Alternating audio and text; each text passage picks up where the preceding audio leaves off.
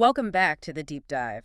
If you're a football fan or a soccer fan, you are probably already counting down the days until June 2026. Oh, absolutely. But looking at the source material for this deep dive, we've noticed that this upcoming World Cup feels, well, less like a tournament and more like a massive continent-spanning logistical problem. That is the perfect way to put it. This isn't just an expanded tournament. It's the biggest, most distributed, and you could argue the most complex World Cup ever. Spanning three enormous countries. Exactly. The U.S., Canada, and Mexico. And if you have any plans to follow your team, you really need to understand the scale of what you're getting into. Absolutely. So our sources for this are just a mountain of material schedules, qualification breakdowns, travel guides, all of it. Our mission today is to cut through that, to unpack this mega tournament, which runs from June 11th to July 19th, 2026, and just give you that shortcut you need. And I think we have to start with the biggest shift of all, the structure. Right. For decades, we've had the same World Cup structure just burned into our minds. The 32-team format. Yeah, 32 teams, 8 groups of 4, 64 matches. Simple. Where are we now for 2026? We have jumped straight from 32 teams to 48. Wow. This expansion is tectonic. It completely remaps the tournament, and it means we're going from 64 matches in 2022 to a staggering 104 matches. 104 matches played over just 39 days. It's a sprint for everyone. That sounds incredible for fans at home, but for the teams, for the traveling fans, that fixture congestion has to put immense stress on the schedule. It does. And that leads directly to the new group stage format. To fit in 48 teams, we now have 12 groups of 4. Okay, I have to stop you there. I know the official line is more competition, but with 48 teams, doesn't this feel like it was just a way to justify the huge infrastructure needed? That is a very fair and I'd say widely held critique. The reality is, more high-revenue matches. But from a pure competition standpoint, what's really fascinating is what happens after the groups. Okay. Traditionally, top 2 go through. Now, the top 2 from each of the 12 groups, that's 24 teams, will advance. Yeah. Plus the 8 best third-place teams. The 8 best third-place teams. That keeps the drama alive right until the final whistle, then. It really does. It means a third of the teams that advance from the groups will be third-place finishers. So that demands a whole new knockout phase. Exactly. After the groups, we don't go to the round of 16. We go straight into a brand new round of 32. So an extra week of high-stakes, sudden death football. That's how they're fitting in the 40 extra matches without making the tournament, dramatically longer. So the format is complex, but the geography, that's where the real difficulty is. It's one thing to travel within Qatar, quite another to go between Vancouver and Mexico City. That's right. I mean, we are spanning the entire North American continent with 16 host cities. When you actually look at the map, you realize the scale of this. Let's break down that distribution because this is the core of the travel challenge. The USA has the most with 11 cities. Scattered all over the country. Right.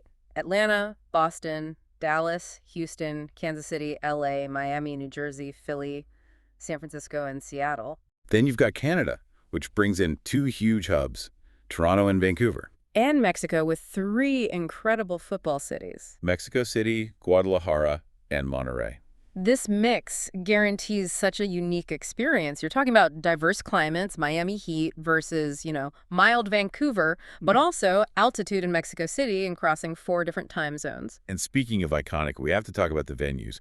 The tournament kicks off at one of the most famous stadiums in the world. The Estadio Azteca. In Mexico City, yeah.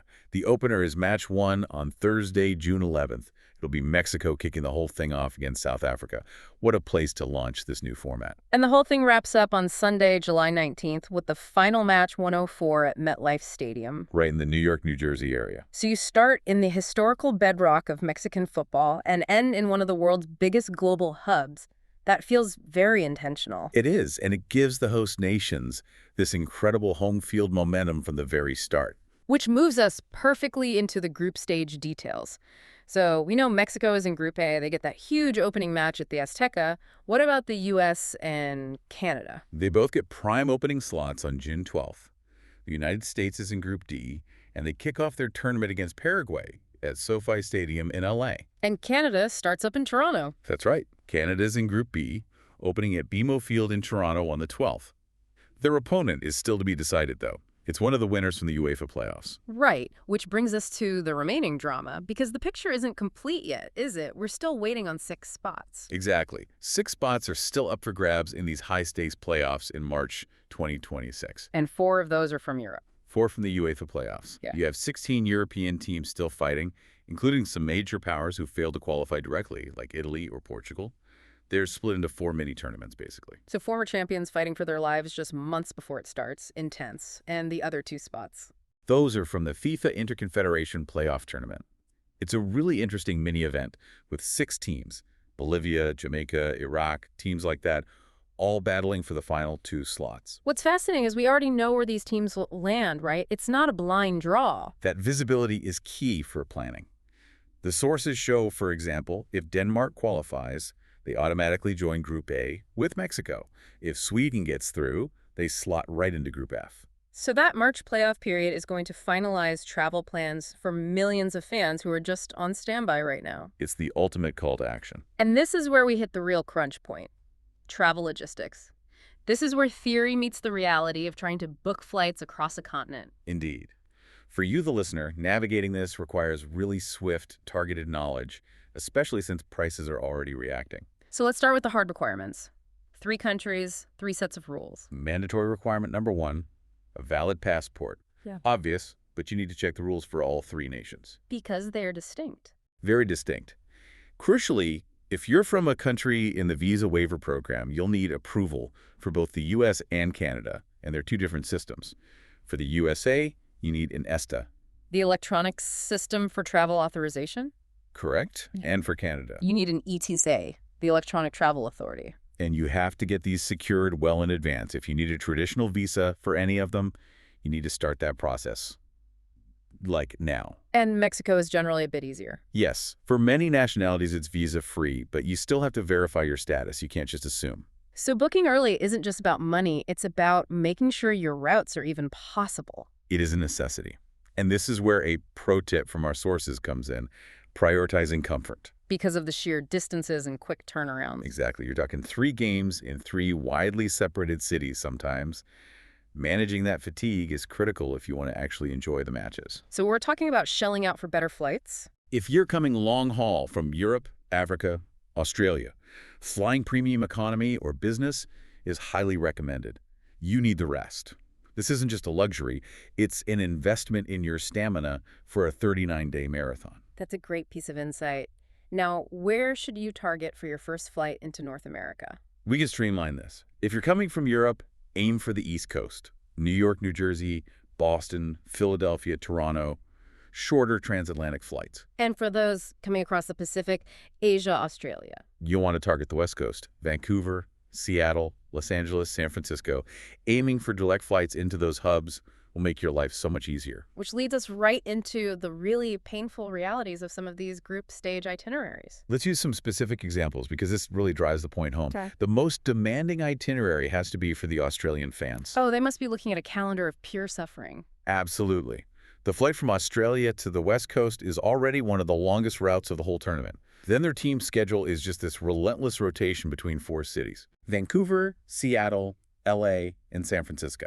They're constantly moving, crossing an international border, so they need both the ECA and the ETA, and they're fighting major jet lag on a hyper-accelerated schedule. That West Coast loop sounds brutal. What about a team dealing with huge regional jumps like Germany? Germany fans have to manage different regions and countries. Their itinerary takes them from Houston, which will be hot and humid, Right. then a huge jump north to Toronto in Canada where it's milder, and then finally all the way over to New Jersey. That mix of long flights and different climates is incredibly demanding. And it's not just distance, there's altitude. Take Spain, for example. Spanish supporters are basically dealing with 2 different continents in one group stage. They start in Atlanta, hot, humid, and then they have a really long flight across to Guadalajara in Mexico. And that introduces the altitude factor. For players and for fans, this Yeah. transcontinental split requires some serious mental focus just to manage the logistics, let alone the physical stress. So huge distances, multiple time zones, complex entry rules. What's the one actionable tip that applies to all of these scenarios? The best advice is to choose one hub city if you can, or at least cluster your movements. Constantly checking out of hotels, packing, transferring to airports, that's where you burn all your energy. Reducing those hotel changes, even if it means flying back and forth to a central hub, could save you. It saves your stamina, absolutely. This has been a necessary shortcut into what is going to be a historic, if logistically terrifying, event. We've covered the Scale 48 teams, 104 matches, 39 days, and the crucial planning steps. Book early, get your passport and approvals like ESTA and ETA sorted, and prioritize comfort. This is a tournament that demands preparation on a scale we just haven't seen before. The schedule alone tells a story of incredible distances. The discussion today really highlighted that the true test of this expanded format won't just be skill on the pitch. It'll be the efficiency of those long trips.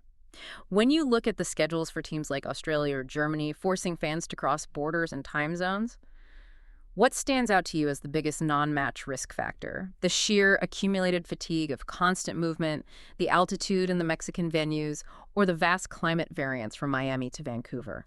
Something to think about as you start planning. We hope this helped you get well informed quickly. We'll see you next time on The Deep Dive.